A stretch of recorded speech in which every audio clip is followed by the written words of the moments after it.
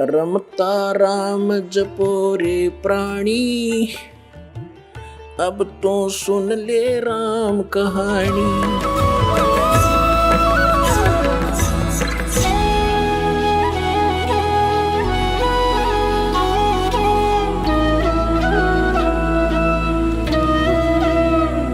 एक कागभूषण नाम के, अपने पुराणों में भी इसका प्रमाण आता है, कागभूषण नाम के एक महापुरुष हुए हैं और एक गरुड़ जी जो श्री विष्णु जी के वाहन माने जाते हैं। इन दोनों की एक बार आपस में चर्चा हुई।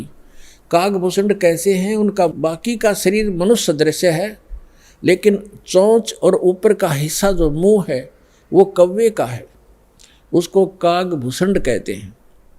इन दोनों की आपस में एक बार चर्चा हुई।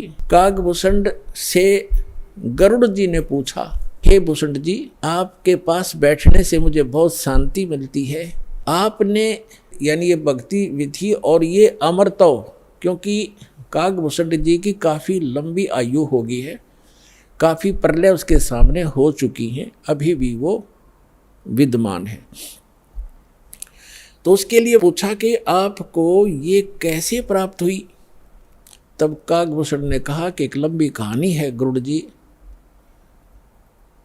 मैं एक बार 20 वर्ष की उम्र थी मेरी, और एक भयंकर अकाल गिर गया। हम भाई बहन थे, मेरे से छोटे मेरे भाई बहन थे। उस अकाल के दौरान वो भूख सहन नहीं कर सके, उनकी मृत्यु होगी। मेरे माता पिता की भी मृत्यु होगी, वो भी भूख सहन नहीं कर सके। मैं युवा था, जिस कारण से मैं उस अकाल को झेल कर माता पिता और परिवार के नाश होने के बाद उस क्षेत्र को छोड़कर मैं अवंतिका नगरी में चला गया। वहाँ अकाल नहीं था। उससे पहले मेरे असंख्य जन्म चले गए, मनुष्य जीवन मैंने बर्बाद कर दिए, कभी मैंने भक्ति नहीं की, क्योंकि वो पिछले जन्म मुझे अब मेरी दिव्य दृष्टि खुल जाने से नजर आ रहे हैं कि पिछले मानव शरीर मैंने कैसे बर्बाद किए थे। तो बता रहा कि पिछले जन्म मैंने बहुत नाश कर दिए, और एक जन्म जो मेरा हुआ, माता पिता मेरे भाई बहन मर गए भूख से तड़प कर। ऐसी खिली फुलवाड़ी थी हमारे घर की, सारे भाई बहन खुशी खुशी रहते थे, और एक वर्ष में ऐसी जुल्म गिर गया, ऐसा कहर टूट गया, हमारा नाश हो गया। मैं सोचने पर विवश हो गया कि ये क्या जीवन है।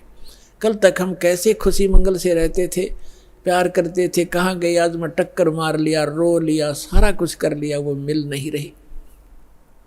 ये खाक जीवन है, कहाँ रह रहा हूँ मैं।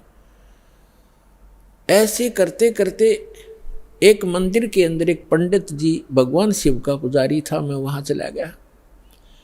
उसको अपना दुख रोया। दयालु था ब्राह्मण, मुझे सीने से लगाया और कहा, बेटा यहाँ तो ऐसे ही कहर गिरते हैं, आप भक्ति कर लो, स्वर्ग में चले जाओगे, वहाँ दुख नहीं है। ब्राह्मण को ज्ञान स्वर्ग तक का ही था, और कहा, बेटा तू दीक्षा ले, अब गुरु बनाए बगैर मोक्ष नहीं होता। अब कागभूषण बता रहा है कि मेरे इतने पाप थे, पापी के पिछले जन्म जन्म के कभी भक्ति शुरू नहीं करी थी। मेरे अंदर भक्ति प्रवेश करने में 6 महीने लग गए, लगातार संत के साथ रहने में। अब 6 महीने तक मैं मंदिर में रहा, रोज उनकी कथा सुनता, वचन सुनता, पर नाम लेने की इच्छा कभी मैंने व्यक्त नहीं की। गुरु जी कहते, महात्मा जी के बेटा दीक्षा ले ले, मैं कान्ना पे कह टाल जाता, ना हाँ कहता ना कहता। और दीक्षा उसी को प्रफुल्लित होती है जो सब इच्छा से अपनी लगन से प्राप्त करता है। जबरदस्ती दिया हुआ ज्ञान नाम काम नहीं करता है। तो उस पंडित जी ने इसलिए उसको जोर नहीं दिया। 6 महीने के बाद कहता, लगातार सत्संग सुनने के बाद मुझ पापी के कुछ पाप नरम हुए, और तब मैंने दीक्षा प्राप्त की। दीक्षा प्राप्त करके कुछ दिनों के बाद फिर मेरे अंदर एक बकवाद भागी। जो गुरुजी कथा सुनाया करते हो मुझे भी याद होगी। मैं युवा था, गुरुजी वृद्ध हो गए थे, मेरी आवाज़ में कसक थी। जितने भी श्रोता थे अब मेरी तरफ आकर्षित हो गए कि और कहने लगे, ओह आप तो गुरुजी से भी बढ़िया ज्ञान सुनाते हो। अपने आत्माओं यहाँ मार खाता प्राणी, इस ज्ञान को सुनकर कोई वक्ता बन बैठेगा, 10 उसके प्रशंसक हो जाएंगे, वो भी अपना नाश जीवन करेगा। अब ज्ञान पुराणों का था, बढ़िया घटिया क्या हो गया इसमें, गुरुजी से बढ़िया सुनाने लग गया वो। तो यहाँ मार खाते, श्रोता भी और भक्त भी मार खाते, मान बढ़ाई छा जाती है, सबसे बड़ी दुश्मन है जीव की। एक दिन मैं बैठा था, कथा कर रहा था, श्रोता बैठे थे, गुरुजी आए मंदिर में अपने घर से।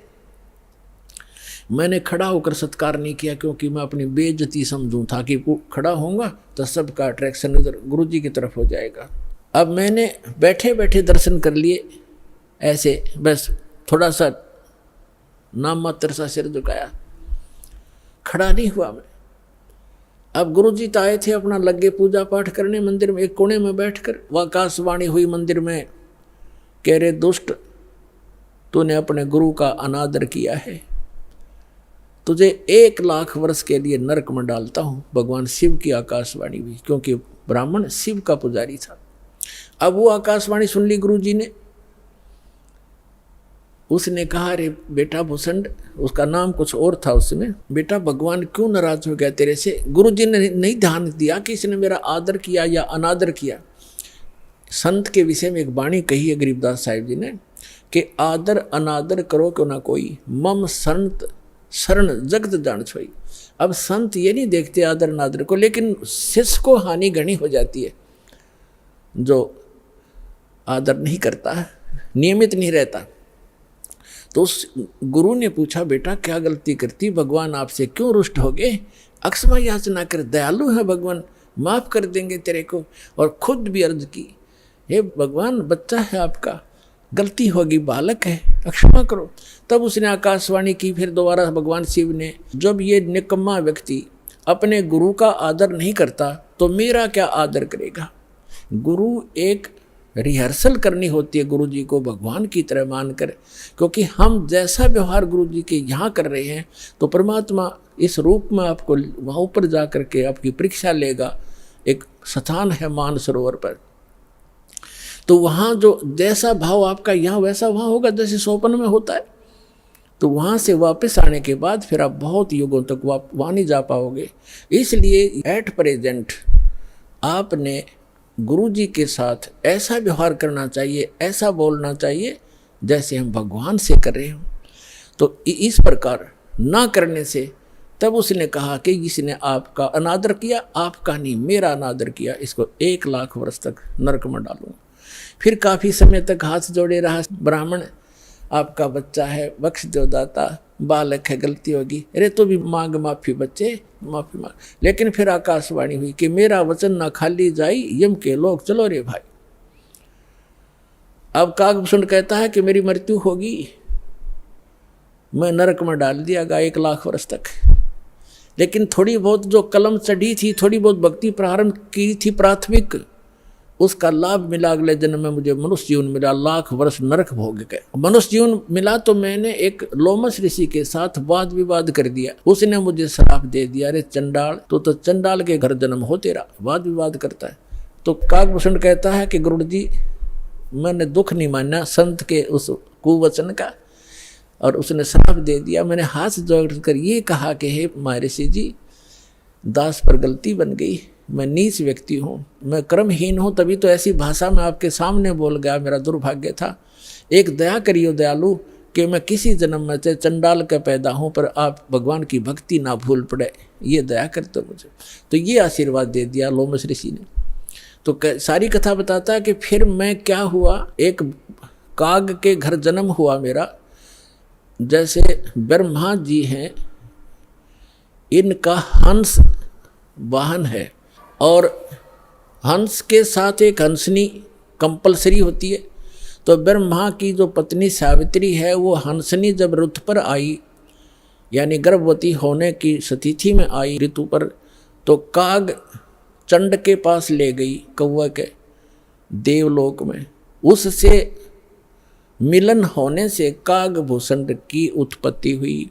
शेष शरीर मनुष्य जैसा है, ऊपर का मुंह और चोंच कौवे जैसी है। तो वो अब उसने फिर क्या मिला, जब वो काकभूषण के रूप में जन्मा, तब कहते हैं मुझे जोगजीत नाम के एक महापुरुष आकर मिले। वो परमात्मा जैसे दास ने आप पूरे सत्संग में ये निर्णय किया कि वो परमात्मा स्वयं आकर अच्छी आत्माओं को यथार्थ ज्ञान देता है। तब उसने बताया कि मुझे जोगजीत नाम के एक संत मिले, जिन्होंने मुझे उस परमात्म तत्व का ज्ञान दिया। उन्होंने मुझे ऐसा मंत्र दिया जिससे मेरी यह स्थिति हुई कि मेरा बहुत युगों तक अमर शरीर होगा।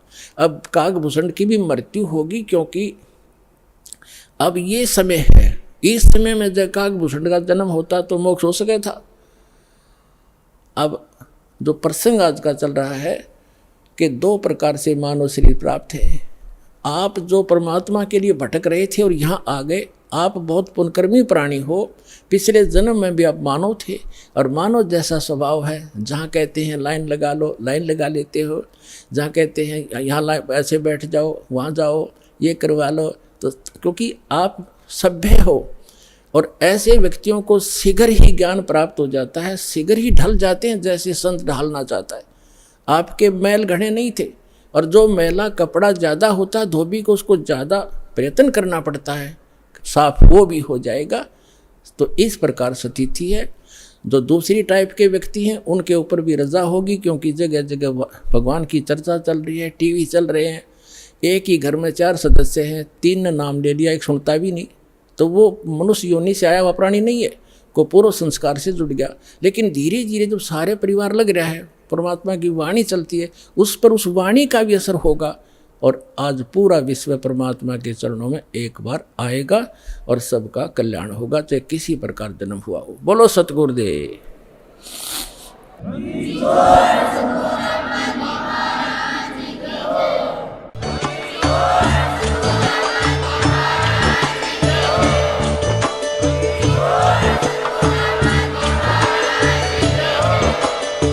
सुन रहे थे जगत गुरु तत्वदर्शी संत रामपाल जी महाराज जी के मंगल प्रवचन। अधिक जानकारी के लिए विजिट कीजिए हमारी वेबसाइट www.jagatgururampalji.org। संत रामपाल जी महाराज जी के शुभ आशीर्वाद से पूरे विश्व भर में 500 से भी ज्यादा नाम दीक्षा केंद्र हैं, जिन पर संत रामपाल जी महाराज जी द्वारा ऑनलाइन निशुल्क नाम दीक्षा दी जा रही है। अपने नजदीकी नाम दीक्षा केंद्र का पता करने के लिए संपर्क करें 8222 880541।